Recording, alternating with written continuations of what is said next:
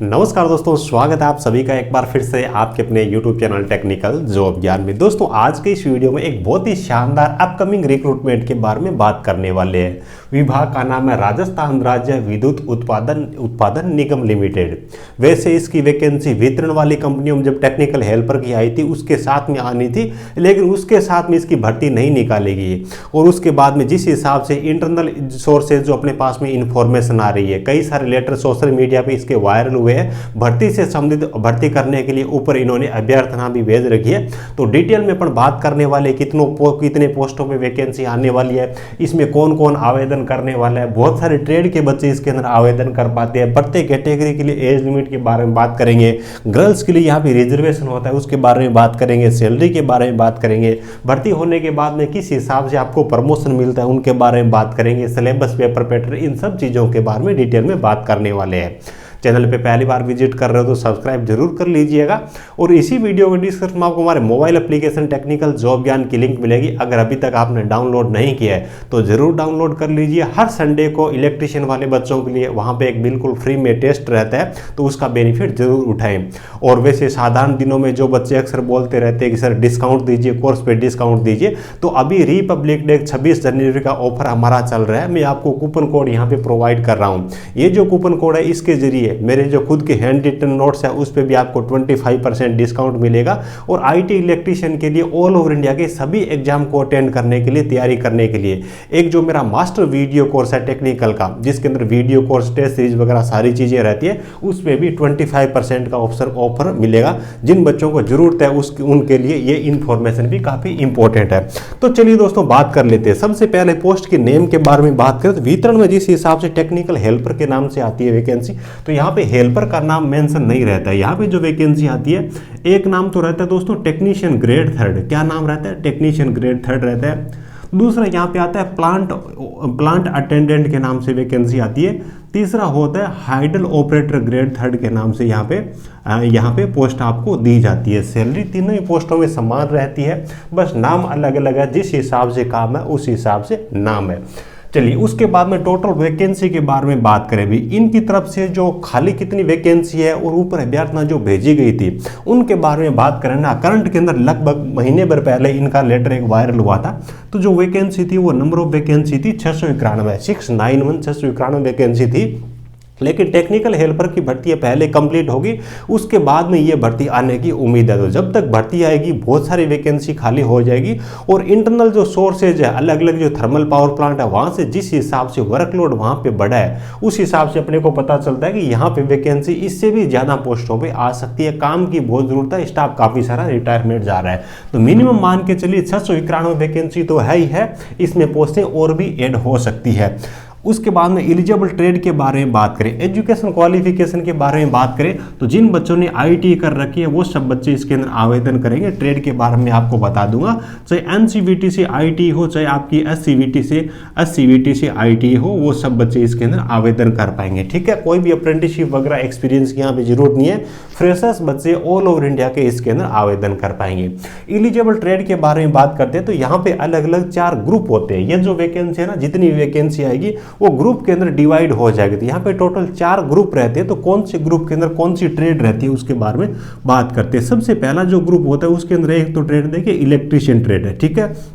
और दूसरी जो ट्रेड है वो है पावर इलेक्ट्रिशियन ट्रेड है, ठीक है, पावर इलेक्ट्रिशियन ट्रेड है। और तीसरी जो इसके अंदर जो ट्रेड रखी गई है वो ट्रेड है वायरमैन ट्रेड। कौन सी ट्रेड है? वायरमैन ट्रेड है, ठीक है। ये ट्रेड है वो आपकी ग्रुप एक पहले ग्रुप के अंतर्गत आती है। दूसरा जो ग्रुप है उसके अंदर एक आती है, देखिए कोपा ट्रेड है ना, कोपा ट्रेड कंप्यूटर वालों की। दूसरी आते हैं इलेक्ट्रॉनिक मैकेनिक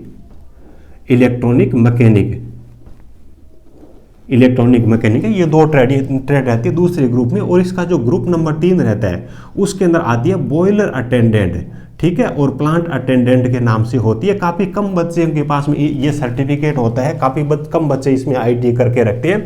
ये 3 नंबर ग्रुप के अंतर्गत आती है। नंबर 4 जो ग्रुप होता है उसके अंदर वेल्डर और फिटर ट्रेड है।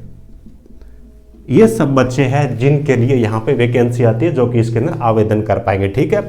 उसके बाद में बात करते हैं पर एज लिमिट के बारे में। तो एज लिमिट के बारे में यहाँ पे मैं चीज़ें लिख रहा हूँ। अन रिजर्व कैटेगरी के लिए वैसे नियमानुसार 18 से लेकर के 28 वर्ष एज लिमिट होती है। कितनी होती है? 18 से लेकर के 28 वर्ष एज लिमिट होती है। लेकिन कोरोना की वजह से गवर्नमेंट ने प्रत्येक भर्ती के अंदर 2-2, 3-3 साल की छूट दे रखी है। ज़्यादातर भर्तियों के अंदर 3 साल की छूट दे रहे हैं। तो अन रिजर्व कैटेगरी के बच्चे जो 31 वर्ष तक के होंगे ना, वो इसके अंदर आवेदन कर सकेंगे, वो बच्चे तैयारी कर सकते हैं। उसके बाद में ओबीसी कैटेगरी के बारे में बात करें तो ओबीसी को 3 साल की छूट मिल जाएगी यहाँ पे। तो 31 + 3 यानी कि 34 वर्ष तक के बच्चे ओबीसी के आवेदन कर पाएंगे। इसी हिसाब से एससी और एसटी के बारे में बात करें तो एससी और एसटी को 5 साल के यानी कि 31 + 5 यानी कि 36 वर्ष तक के बच्चे वो आवेदन कर पाएंगे। राजस्थान के अलावा अदर स्टेट के जो बच्चे होंगे उनको अनरिजर्व कैटेगरी के अंदर रखा जाएगा। उसके बाद में महिलाओं के लिए एज लिमिट के बारे में बात करें ना, तो महिलाओं को 5 साल की एज है वो एक्स्ट्रा उसके अंदर छूट है। यानी कि अनरिजर्व कैटेगरी की कोई महिला है वो भी 36 वर्ष तक की आवेदन कर पाएगी। ओबीसी की महिला है तो 39 ईयर्स तक की आवेदन कर पाएंगी। एससी और एसटी की कोई महिला है तो 41 ईयर तक की गर्ल्स है वो इसके अंदर आवेदन कर पाएगी।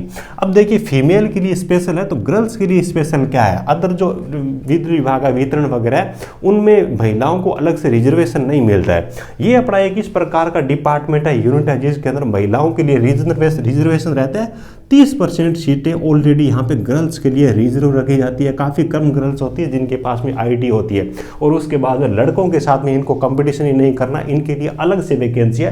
तो फीमेल के लिए एक बहुत ही शानदार अपॉर्चुनिटी इस डिपार्टमेंट के अंतर्गत आने वाली है। ठीक है, 30% का आपको अलग से रिजर्वेशन रहेगा, और नौकरी भी बहुत शानदार है। गर्ल्स आराम से यहाँ पे नौकरी कर सकती है, कोई भी दिक्कत नहीं है। ज़्यादा भागदौड़ वाली, खंभों पर चढ़ने वाली नौकरी नहीं है, आराम की नौकरी है, कोई भी दिक्कत नहीं है। ठीक है, उसके बाद में सैलरी के बारे में अपन बात करते हैं तो देखिए भी सैलरी यहाँ पे 19,200 रुपये आपकी बेसिक पे रहने वाली है। उसके बाद में आप इसमें जोड़ दीजिए करंट के हिसाब से 38% डीए जोड़ दीजिए, महंगाई भत्ता लगभग ये आपका 7,000 रुपये के आसपास में होगा। ठीक है, 7,000 रुपये के आसपास में होगा, तो 26,500 रुपये के आस में ये आपकी सैलरी बन जाएगी। उसके बाद में आपको अलग से जैसे कि थर्मल अलाउंस मिलता है, टेक्निकल का यहाँ पे अलग से अलाउंस मिलता है, ट्रेवलिंग आपको अलाउंस मिलता है, जो लोग क्वार्टर नहीं लेते उनको हाउस रेंट वगैरह मिलता है। बहुत सारे ऐसे छोटे बड़े अलाउंसेज है। उसके बाद में यहाँ पे प्रोडक्शन के नाम पे भी सालाना अलाउंस मिलता है। तो बहुत सारे टोटल अपन ऑन एन एवरेज अपन सालाना सैलरी की बात करें ना, तो यहाँ पे जो आपकी सैलरी है वो 30,000 रुपये के आसपास में सैलरी बन जाएगी, कोई दिक्कत नहीं है।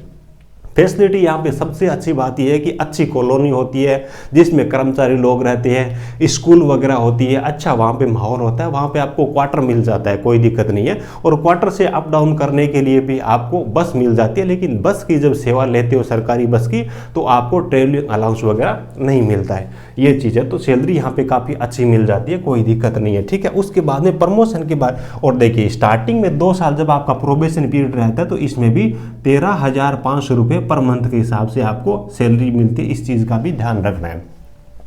अब देखिए जैसे आपका प्रोबेशन पीरियड कंप्लीट होता है ना, कंप्लीट होने के बाद में ये आपको सैलरी मिलेगी, ठीक है, 19,200।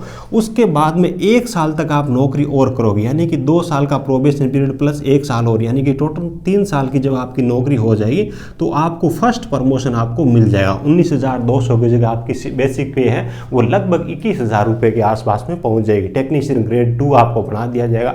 उसके बाद में 9 साल के बाद में आपको प्रमोशन मिल जाएगा। पूरी आपकी सर्विस के अंतर्गत आपको टोटल 4 यहाँ पे प्रमोशन मिलेंगे।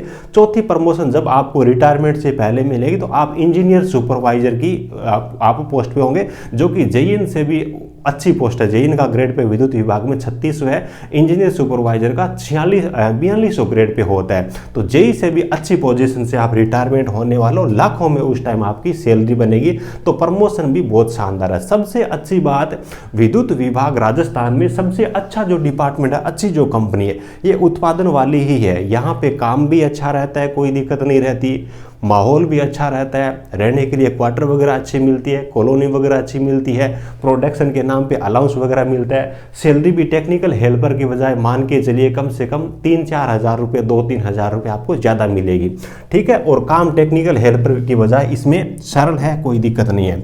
इस हिसाब से आपके प्रमोशन होंगे। रिटायरमेंट के टाइम लाखों में आपकी सैलरी होगी। उसके बाद में देखिए सिलेबस के बारे में बात करते हैं, यानी कि एक तरीके से पेपर पैटर्न अपना हो गया। तो पेपर में यहाँ पे 2 पार्ट आपसे पूछे जाते हैं। पार्ट ए रहता है और उसके बाद में पार्ट आपका बी रहता है। पार्ट जो ए रहता है इसके अंदर आपको नॉन टेक्निकल चीज़ें पूछी जाती है।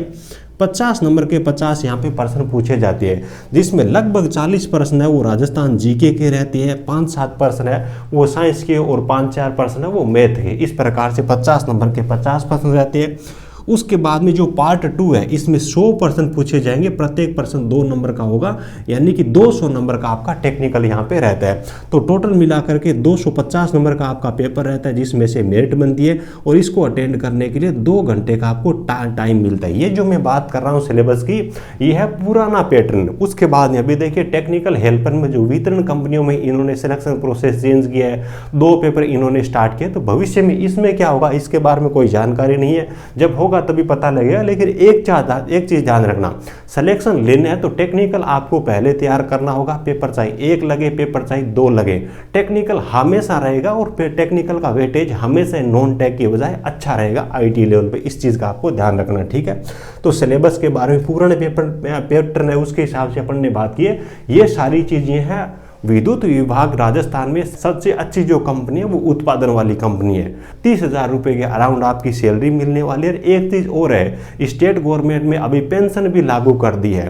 तो उम्मीद है कि सारी चीज़ें आपको अच्छे तरीके से समझ में आ गई होगी। अगर आपने ये चीज़ें अच्छे से समझ ली है तो तैयारी आपसे अभी से स्टार्ट कर दीजिए। और ध्यान रखना, जिस हिसाब से वितरण कंपनियों में टेक्निकल हेल्पर की भर्ती में जो फर्जीवाड़ा हुआ है, उस प्रकार का फर्जीवाड़ा उत्पादन में कभी नहीं होता है। इसका रिकॉर्ड रहा है, पिछली भर्ती अपन देखें तो बिल्कुल फेयर तरीके से ये भर्ती करवाते हैं, क्योंकि इनको काम की जरूरत होती है, अच्छे टेक्नीशियन की इनको जरूरत रहती है, इनको बिजली का उत्पादन करवाना होता है। तो यहाँ पे ऐसे नहीं कि किसी को भी सेलेक्ट करके भेज दिया, जिनके पास में अच्छा नॉलेज है उसका विभाग को यहाँ पे फायदा मिलता है। तो बिल्कुल फेयर तरीके से यहाँ पे भर्ती होती है। आप अपनी तैयारी है वो अभी से स्टार्ट कर दीजिए, ठीक है। चलिए, वीडियो अच्छा लगा हो तो एक प्यारा सा लाइक करना। इसी वीडियो को डिस्क्रिप्शन में आपको हमारे टेलीग्राम चैनल की लिंक मिल जाएगी, उसको भी आप जॉब अपडेट के लिए ज्वाइन कर सकते हो। Thank you.